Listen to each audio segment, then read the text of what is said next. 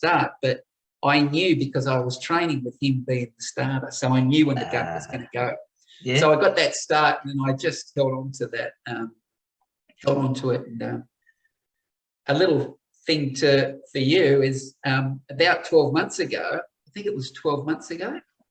So Martin Offiah had a podcast, and they were asking similar sorts of questions, and brought up that he had this race, and he said, listen, let's face it, and no disrespect to Martin Offiah, he was fantastic, better than me, like played so many games, scored so many tries, but I think he still had that bad taste in his mouth, because he said, let's face it, if Lee Oudenryn hadn't beat me in that race, no one would know who Lee Oudenryn was.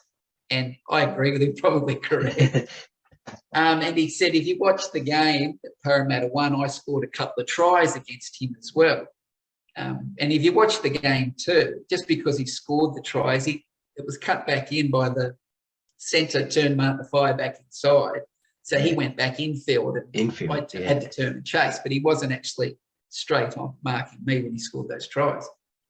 So after he said that podcast, one of my mates went onto his Instagram and said, hey, you seemed still pretty irked about that race back in 92 with one of my good friends, Leaping Lee Oudenryn.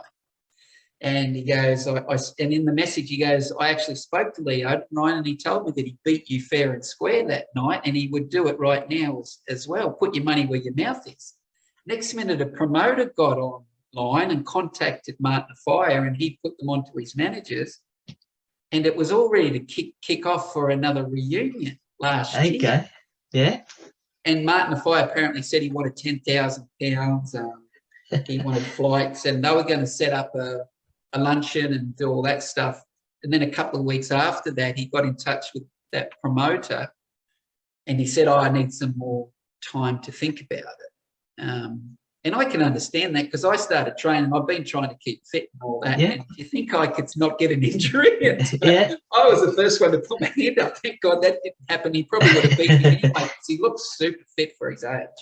Yeah.